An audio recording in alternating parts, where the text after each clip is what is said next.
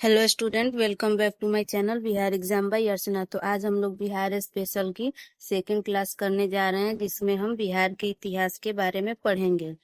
तो इतिहास को 3 भागों में बांटा गया है: प्राचीन इतिहास, मध्यकालीन इतिहास और आधुनिक इतिहास। तो सबसे पहले हम प्राचीन बिहार का इतिहास है इसके बारे में पढ़ेंगे। प्राचीन बिहार को 5 भागों में बांटा गया है: पाषाण काल, वैदिक काल, महाजनपद काल, बौद्ध एवं जैन धर्म, मौर्य एवं गुप्त वंश। इन पांचों के बारे में एक एक करके हम जानेंगे। तो सबसे पहले शुरू करते हैं प्राचीन बिहार के इतिहास के स्रोत के बारे में कैसे हम लोग जानते हैं। तो इतिहास को हम लोग 2 साक्ष्यों से जान सकते हैं, एक तो पुरातात्विक और दूसरा साहित्यिक। तो प्राचीन बिहार के इतिहास को जानने के लिए 2 प्रकार के स्रोतों का उपयोग किया जाता है: पुरातात्विक एवं साहित्यिक स्रोत। तो सबसे पहले हम लोग पुरातात्विक स्रोत के बारे में जानेंगे। पूर्व ऐतिहासिक युग के लिए मुंगेर, चिरांद जो कि सारण जिले में है, चेचर वैशाली जिले में, मनेर पटना में एवं सोनपुर जो कि सारण जिले में है से ताम्र प्रशस्तर वस्तुएं एवं मृत भांड प्राप्त हुए हैं। मृत भांड मतलब मिट्टी से बने हुए बर्तन।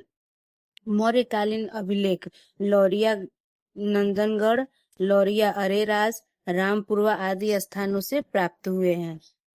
बराबर की गुफाएं राजगीर, नालंदा, पाटलिपुत्र, विक्रमशिला से प्राप्त स्मारक, इसके द्वारा भी हमें जानकारी मिलती है।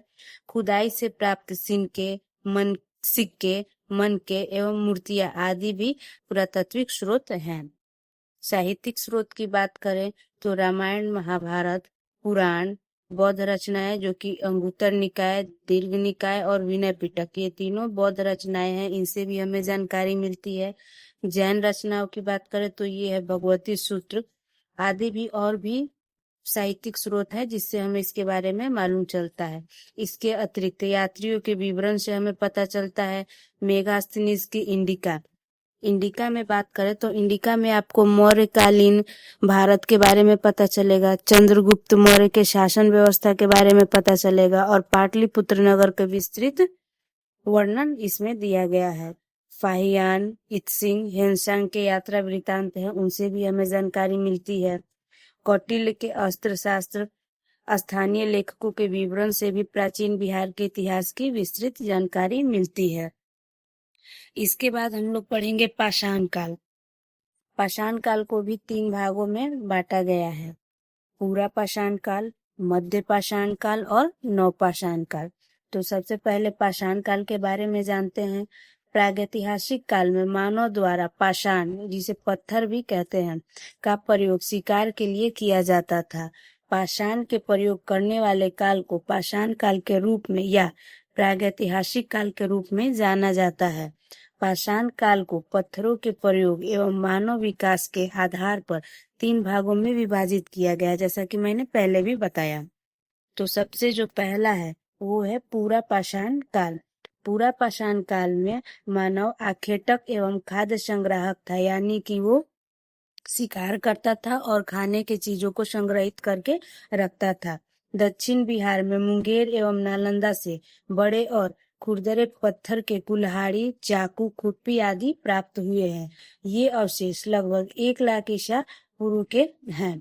दूसरा है मध्य पाषाण काल। इस काल में मानव आखेटक, खाद्य संग्राहक एवं पशुपालक था।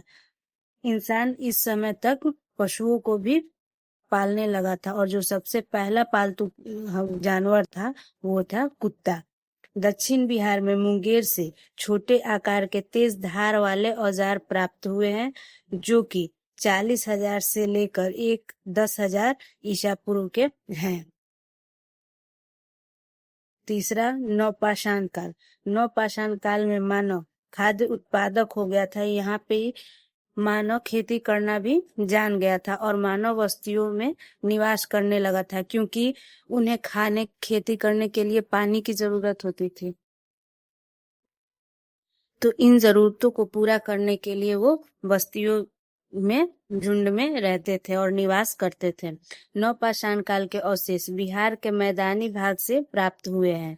सारण के चिरांद, वैशाली के चेचर, पटना के मनेर, शनुआर, रोहतार से पत्थर एवं हड्डियों के औजार प्राप्त हुए। ये जो स्थानों के नाम है इनको याद करना जरूरी है क्योंकि इनसे क्वेश्चंस आते हैं। कैमूर की पहाड़ियों, नवादा और जमुई से गुफा चित्र प्राप्त हुए हैं। ये अवशेष लगभग 2500 ईसा पूर्व के हैं। एक और युग आता है जिसे हम लोग कहते हैं ताम्रपाषाण काल। इसमें चिरांद, सोनपुर, ताराडीह, चेचर, मनेर, शनुआर आदि से ताम्रपाषाण काल के अवशेष मिले हैं। इस काल में पत्थर के औजार के अतिरिक्त ताम्र उपयोग के प्रमाण मिले हैं। ये अवशेष लगभग 1000 ईसा पूर्व के हैं।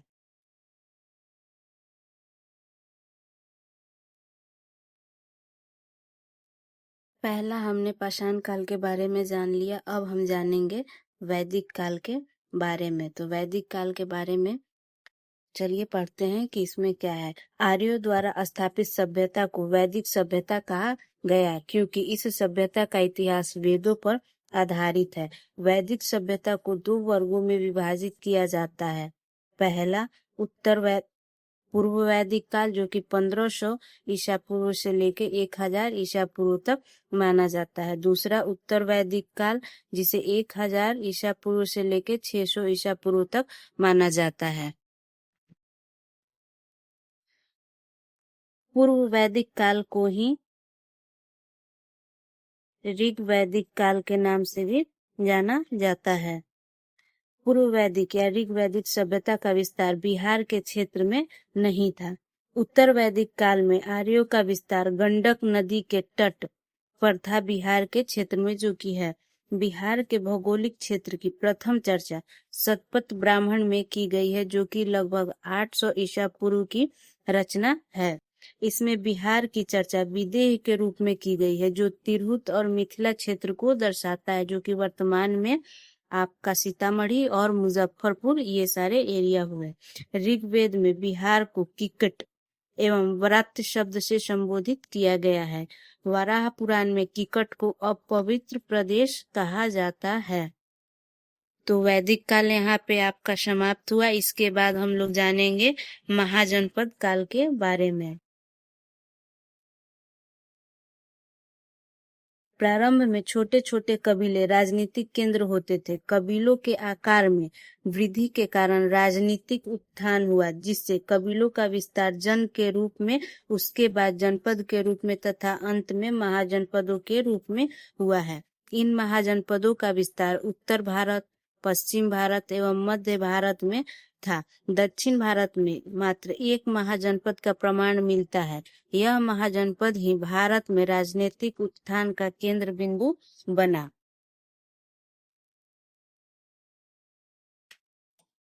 बौद्ध ग्रंथ अंगुत्तर निकाय एवं जैन ग्रंथ भगवती सूत्र में 6ठी शताब्दी ईसा पूर्व में 16 महाजनपदों की चर्चा की गई है और उससे हमें उसकी जानकारी मिलती है। यहाँ एक एक करके सभी महाजनपद के बारे में जानेंगे। तो पहला है मगध।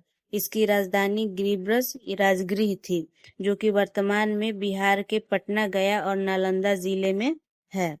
दूसरा अंग। इसकी राजधानी चंपा थी जो बिहार के भागलपुर और मुंगेर जिले में है वर्तमान में। वज्रशंग। इसकी राजधानी वैशाली जो कि बिहार के वैशाली और मुजफ्फरपुर है वर्तमान में इसका क्षेत्र। काशी। इसकी राजधानी वाराणसी थी जो कि उत्तर प्रदेश के वाराणसी में है। कौशल। इसकी राजधानी श्रावस्ती थी जो कि उत्तर प्रदेश के फैजाबाद है। मल्ल। इसकी राजधानी कुशीनगर थी जो कि उत्तर प्रदेश के देवरिया जिले को कहा जाता है। वत्स। इसकी राजधानी कौशाम्बी, ये भी उत्तर प्रदेश के प्रयागराज में है वर्तमान में। कुरु। इसकी राजधानी इंद्रप्रस्थ थी जो कि वर्तमान दिल्ली है। पांचाल। इसकी राजधानी अहिच्छत्र थी जो कि उत्तर प्रदेश के बरेली और बदायूं में है वर्तमान में। शूरसेन। इसकी राजधानी मथुरा थी जो कि अभी भी उत्तर प्रदेश के मथुरा में है। चेंदी। इसकी राजधानी शुक्तिमती थी जो कि उत्तर प्रदेश और मध्य प्रदेश में ग्वालियर वर्तमान में। अवंती। इसकी राजधानी उज्जैन और महिष्मती थी, 2 राजधानी थी। जो कि अभी मध्य प्रदेश के उज्जैन में है। मत्स्य, इसका राजधानी जो है वो है विराटनगर, जो कि राजस्थान के जयपुर वर्तमान में इसका क्षेत्र है। अश्मक, इसकी राजधानी पोतन या कहीं कहीं पोटली भी मिलती है। ये जो वर्तमान में है महाराष्ट्र और तेलंगाना में है, जो कि दक्षिण भारत का एकमात्र महाजनपद है, इसलिए ये इम्पोर्टेंट हो जाता है। कंबोज, इसकी राजधानी हाटक और राजपुर दो नामों से जानी जाती है, जो कि पश्चिमी पाकिस्तान एवं पूर्वी अफगानिस्तान में है। गांधार, जिसकी राजधानी तक्षशिला है, जो कि पश्चिमी पाकिस्तान एवं पूर्वी अफगानिस्तान में स्थित है। तो जो दो महाजनपद है ये आपके वर्तमान भारत में नहीं है। 16 महाजनपदों में से सिर्फ 3 महाजनपद थे जिनका विस्तार बिहार राज्य में था, जो कि वज्जी, जिसे लिच्छवी भी बोलते हैं, मगध और अंग है। वज्जी ये वर्तमान में वैशाली और मुजफ्फरपुर क्षेत्र में, मगध जो कि पटना गया नालंदा क्षेत्र में, अंग जो कि भागलपुर और मुंगेर क्षेत्र में स्थित है।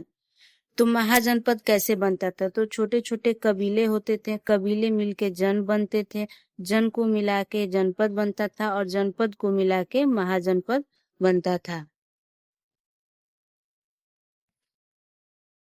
अब जो बिहार में हमारे महाजनपद है उनके बारे में पढ़ेंगे। वज्जी संघ 8 राज्यों का संघ था, जिसे अटकुल भी कहा जाता है। वज्जी, लिच्छवी, जागृत, विदेह, उग्र, भोग, कुरु तथा इक्ष्वाकु, ये जो है यही 8 संघ है, इन्हीं को मिला के वज्जी बनता था। वज्जी संघ में सबसे प्रसिद्ध लिच्छवी जनपद था। लिच्छवी की राजधानी वैशाली थी। वैशाली नगर की स्थापना राजा विशाल ने की थी। लिच्छवी के अतिरिक्त मिथिला के विदेह तथा कुंडग्राम के जागृत वज्जी संघ के प्रमुख जनपद थे। वज्जी संघ को विश्व का प्रथम गणतंत्र की संज्ञा दी जाती है, जो कि मतलब कि जो पहला गणतंत्र आपका जनपद था, महाजनपद, वो वज्जी थी। मगध महाजनपद, इसके बारे में जानेंगे। मगध राजनीतिक, आर्थिक एवं भौगोलिक कारणों से सभी महाजनपदों में सबसे अधिक शक्तिशाली था। मगध की प्रारंभिक राजधानी गिरिब्रज, राजगिरी जो कि वर्तमान में राजगीर है, थी। यह 5 पहाड़ियों रत्नागिरी, सोनगिरी, विभागिरी, उदयगिरी एवं विप्लांचल से घिरा नगर है। इन पहाड़ियों के बारे में अक्सर पूछा जाता है। मगध का विस्तार मुख्यतः पटना से गया क्षेत्र में था। मगध एवं अंग महाजनपद का वर्णन सर्वप्रथम अथर्ववेद में मिलता है। यहाँ मैप में आप देख सकते हैं कि जो कि उत्तर बिहार है आपका, ये पूरा का पूरा वज्जी संघ में आता था और दक्षिण बिहार में महाजनपद मगध और अंग महाजनपद आते थे। अंग महाजनपद का विस्तार भागलपुर एवं मुंगेर के क्षेत्र में था। अंग महाजनपद की राजधानी चंपा थी और अंग के जो अंतिम शासक ब्रह्मदत्त थे को हराकर मगध शासक बिंबिसार ने अंग में मगध को मिला लिया। मगध का उत्कर्ष एवं उसके राजवंश, इसके बारे में जानेंगे। मगध की स्थापना बृहदत्त ने की थी। बृहदत्त का पुत्र जरासंध इस वंश का सबसे प्रसिद्ध शासक था। जरासंध को भीम ने द्वंद्व युद्ध में पराजित कर उसका वध किया था। इसका वर्णन महाभारत में मिलता है। बृहदत्त वंश का अंतिम शासक रिपुंजय था। मगध के उत्कर्ष के कारण के बारे में जानते हैं कि मगध राज्य जो था महाजनपद, इसका उत्कर्ष कैसे हुआ। मगध की प्रारंभिक राजधानी राजगिरी 5 पहाड़ियों से घिरा एक सुरक्षित क्षेत्र था।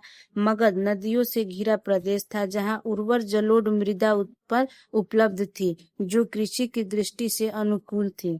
हम लोग जानते हैं कि उत्तर बिहार में जो है वो पूरा गंगा के उत्तरी और थोड़े से दक्षिणी भाग में जलोढ़ मृदा ही मिलती है।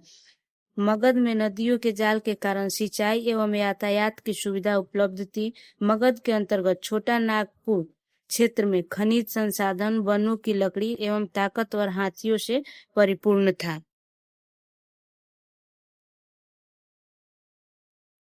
इसके बाद आता है हर्यक वंश, जो कि 544 ईसा पूर्व से 412 ईसा पूर्व तक रहा, जिसके पहले शासक थे बिंबिसार, जिन्होंने अभी ऊपर जरासंध को मार के हर्यक वंश की स्थापना की 544 ईसा पूर्व में। बिंबिसार को मगध का वास्तविक संस्थापक माना जाता है। बिंबिसार ने विवाह नीति द्वारा साम्राज्य विस्तार को प्रश्रय दिया। उसकी पहली पत्नी कौशल देवी कौशल की राजकुमारी थी। इस विवाह से उसे दहेज यानी उपहार में काशी क्षेत्र प्राप्त हुआ था। उसकी दूसरी पत्नी चेलना, कहीं कहीं चेलहना भी लिखा मिलता है, चेलना लिच्छवी के राजा चेटक की पुत्री थी। और उसकी तीसरी पत्नी क्षेमा पंजाब के मद्र की राजकुमारी थी। बिंबिसार ने अवंती के शासक चंडप्रद्योत के साथ मैत्री संबंध स्थापित किया। बिंबिसार ने चंडप्रद्योत के उपचार के लिए अपने राजवैद्य जीवक को भेजा था। बिंबिसार की हत्या 492 ईसा पूर्व में उसके पुत्र अजातशत्रु ने कर दी थी। अजातशत्रु, इसका शासनकाल जो था वो 492 से 460 ईसा पूर्व तक था। अजातशत्रु बिंबिसार के बाद हर्यक वंश का शासक बना। उसका वास्तविक नाम कुणिक था। बिंबिसार एवं कौशल की देवी की मृत्यु के बाद कौशल के राजा प्रसेनजीत ने काशी वापस ले लिया, जिस कारण प्रसेनजीत का संघर्ष अजातशत्रु से हुआ। अंततः अजातशत्रु ने प्रसेनजीत को पराजित कर काशी पर अधिकार कर लिया। बाद में अजातशत्रु का विवाह प्रसेनजीत की पुत्री वाजिरा से हो गया। अजातशत्रु ने वज्जी संघ एवं मल्लों को पराजित किया और उसे भी अपने राज्य में मिला लिया। अजातशत्रु प्रारंभ में जैन धर्म को मानता था और बाद में उसने बौद्ध धर्म को अपना लिया। अजातशत्रु 483 ईसा पूर्व में राजगृह की सप्तपर्णी गुफा में प्रथम बौद्ध संगति, जो कि महात्मा बुद्ध के मृत्यु के बाद हुई, का आयोजन करवाया। अजातशत्रु का पुत्र उदयन था, जो कि 460 से 444 ईसा पूर्व तक इसने शासन किया। सिंहली अनुश्रुतियों के अनुसार 460 ईसा पूर्व में उदयन ने अपने पिता अजातशत्रु की हत्या कर दी, इसलिए हर्यक वंश को पितृहंता वंश भी कहा जाता है। उदयन या उदयायन ने राजधानी राजगृह से पाटलिपुत्र स्थानांतरित कर ली, जो कि गंगा, सोन एवं गंडक के संगम पर स्थित है। उदयन के 3 पुत्र अनिरुद्ध, मुंडक एवं नागदशक थे। नागदशक इस वंश का अंतिम शासक था। ये देखिए, मैंने बताया था कि हर्यक वंश को पितृहंता वंश भी कहा जाता है। उसके बाद आया शिशुनाग वंश। शिशुनाग वंश हर्यक वंश की जगह शिशुनाग वंश की स्थापना की गई। शिशुनाग ने वैशाली को राजधानी बनाया। शिशुनाग ने अवंती के राजा अवंतीवर्धन को पराजित कर अवंती को मगध में मिला लिया। इसके अतिरिक्त शिशुनाग ने वत्स एवं कौशाम्बी को भी मगध में शामिल कर लिया। 394 ईसा पूर्व में शिशुनाग की मृत्यु के बाद कालाशोक मगध का शासक बना। पुराणों में उसे काकवर्ण कहा गया है। कालाशोक के समय मगध की राजधानी पुनः पाटलिपुत्र हो गई थी। कालाशोक ने 383 ईसा पूर्व में वैशाली में द्वितीय बौद्ध संगति का आयोजन करवाया। कालाशोक की मृत्यु के बाद उसके 10 पुत्रों ने शासन चलाया। शिशुनाग वंश का अंतिम शासक नंदी वर्धन था। इसके बाद नंद वंश की स्थापना की गई, जो कि 344 से 321 ईसा पूर्व तक रही। महापद्मनंद ने 344 ईसा पूर्व में शिशुनाग वंश को समाप्त कर नंद वंश की स्थापना की। महापद्मनंद ने एकराट अथवा एक छत्र की उपाधि धारण की थी। पाली ग्रंथों में महापद्मनंद को उग्रसेन कहा गया है। पुराणों में उसे परशुराम का दूसरा अवतार बताया गया है। महापद्मनंद ने पंचाल, इक्ष्वाकु, काशी, अस्मक, कलिंग, मैथिल आदि राज्यों को पराजित कर मगध साम्राज्य का विस्तार किया। अब तक 321 ईसा पूर्व तक मगध का सर्वाधिक विस्तार महापद्मनंद के समय में हुआ था। कलिंग पर विजय प्राप्त करने वाला प्रथम मगध सम्राट यही था। व्याकरण के महान विद्वान पाणिनि महापद्मनंद के ही समकालीन थे। जिन्होंने अष्टाध्यायी की रचना की है। इस वंश का अंतिम शासक धनानंद हुआ। धनानंद के समय ही यूनानी शासक सिकंदर ने भारत पर आक्रमण किया था 326 ईसा पूर्व में। नंद वंश आर्थिक एवं सैन्य रूप से काफी संपन्न था। मगध की सैन्य शक्ति के डर से ही सिकंदर की सेना ने व्यास नदी को पार करने से इनकार कर दिया था। धनानंद ने अपने दरबार में विद्वान ब्राह्मण चाणक्य का अपमान किया था। चाणक्य ने चंद्रगुप्त मौर्य की सहायता से धनानंद की हत्या करवा दी एवं नंद वंश के पतन के बाद चंद्रगुप्त मौर्य के नेतृत्व में मौर्य वंश की स्थापना हुई। मौर्य वंश, इसका शासनकाल 321 ईसा पूर्व से 184 ईसा पूर्व तक था, जिसका पहला शासक चंद्रगुप्त मौर्य है। इसने 321 से 298 ईसा पूर्व तक राज्य किया। जस्टिन एवं स्ट्रैबो ने चंद्रगुप्त मौर्य को सेंड्रोकोटस कहा, जिसकी पुष्टि विलियम जोन्स ने की। ये आपको याद रखना होगा क्योंकि इससे क्वेश्चंस आते हैं। प्लूटार्क एवं एरियन ने चंद्रगुप्त मौर्य को एंड्रोकोटस के रूप में चिन्हित किया है। चंद्रगुप्त मौर्य के गुरु चाणक्य, जिन्हें कौटिल्य भी कहा जाता है और विष्णुगुप्त भी कहा जाता है, उनका वास्तविक नाम विष्णुगुप्त था। उनकी ही सहायता से चंद्रगुप्त ने 321 ईसा पूर्व में मौर्य वंश की स्थापना की। चंद्रगुप्त मौर्य ने 305 ईसा पूर्व में सिकंदर के उत्तराधिकारी सेल्यूकस निकेटर के साथ युद्ध किया। युद्ध के पश्चात हुई संधि चंद्रगुप्त को काबुल, कंधार, मकरान एवं हेरात का श्रेय प्राप्त हुआ। बदले में चंद्रगुप्त ने सेल्यूकस को 500 हाथी उपहार में दिए।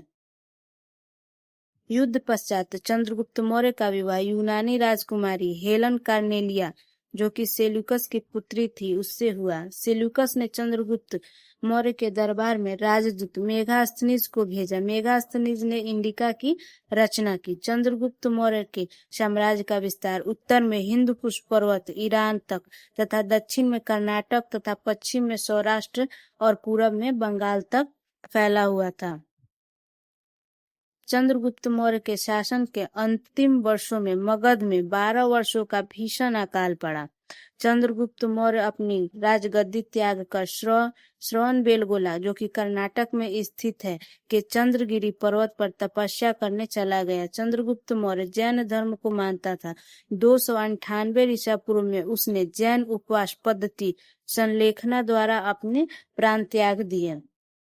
उसके बाद उसका पुत्र बिंदुसार आया। बिंदुसार चंद्रगुप्त मौर्य का उत्तराधिकारी था। उसे अमित्रघात, शीशेन आदि नाम से भी जाना जाता है। स्ट्रेबो के अनुसार सीरिया के राजा एंटियोकस ने डाइमेकस नामक राजदूत बिंदुसार के दरबार में भेजा था। बिंदुसार के दरबार में मिस्र के राजा टॉलमी फिलाडेल्फस ने डायनोसियस नामक राजदूत भेजा था। बिंदुसार ने तक्षशिला में हुए विद्रोह को दबाने के लिए अपने पुत्र अशोक को भेजा था। बिंदुसार आजीवक संप्रदाय का अनुयायी था। आजीवक संप्रदाय के संस्थापक मोखली पुत्र गोशाल थे। उसके बाद बिंदुसार का बेटा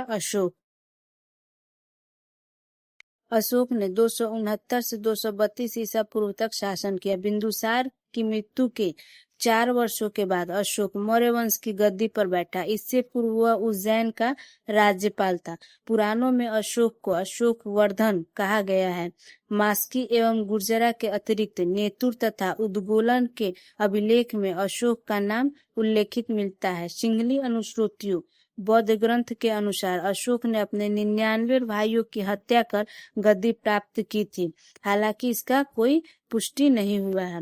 अशोक ने अपने 9वें वर्ष शासनकाल के 9वें वर्ष में कलिंग युद्ध 261 ईसा पूर्व में किया तथा कलिंग को मगध में सम्मिलित कर लिया। कलिंग हाथियों के लिए सुप्रसिद्ध था। अशोक के 13वें शिलालेख में कलिंग युद्ध का वर्णन है। कलिंग युद्ध के बाद अशोक ने बौद्ध धर्म को अपनाया। इससे पूर्व वह शैव धर्म को मानता था। दिव्य वदान के अनुसार उपगुप्त ने अशोक को बौद्ध धर्म की दीक्षा दी थी। अशोक के शासन काल के महत्वपूर्ण वर्ष 9वें वर्ष में उसने कलिंग युद्ध की, 10वें वर्ष में बोधगया की यात्रा की, 12वें वर्ष में निगाली सागर की यात्रा की। 13वें वर्ष में धम्म का शिलालेखों का अंकन किया। 14वें वर्ष में धम्म महामात्रों की नियुक्ति की। 20वें वर्ष में लुम्बिनी की यात्रा की। अशोक ने कर घटाकर 1/8 कर दिया था। अशोक ने बौद्ध धर्म के प्रचार के लिए अपने पुत्र महेंद्र और पुत्री संघमित्रा को श्रीलंका भेजा था। अशोक ने तीसरी बौद्ध संगीति का आयोजन पाटलिपुत्र में करवाया था। अशोक ने लगभग 37 वर्षों तक शासन किया। उसकी मृत्यु 232 ईसा पूर्व में हो गई। अशोक के बाद उसके 10 उत्तराधिकारियों ने शासन किया। ये उत्तराधिकारी कुणाल, बंधुपालित, इंद्रपालित, दशोन, दशरथ, संप्रीति, शालीशुक, देवधर्मन, शतधनुष एवं बृहदर्थ थे। अशोक के बाद उसका पौत्र ही कहा जाएगा दशरथ। ये एक प्रसिद्ध शासक हुआ। मौर्य वंश का अंतिम शासक बृहदर्थ था। मौर्य वंश का शासनकाल कुल 137 वर्षों तक का था। आगे मौर्य प्रशासन के बारे में नेक्स्ट क्लास में पढ़ेंगे। तब तक के लिए धन्यवाद। अगर नेक्स्ट क्लास आपको चाहिए तो चैनल को सब्सक्राइब कर लें और अगर जो क्लास अच्छी लगी हो तो वीडियो को लाइक कर दें।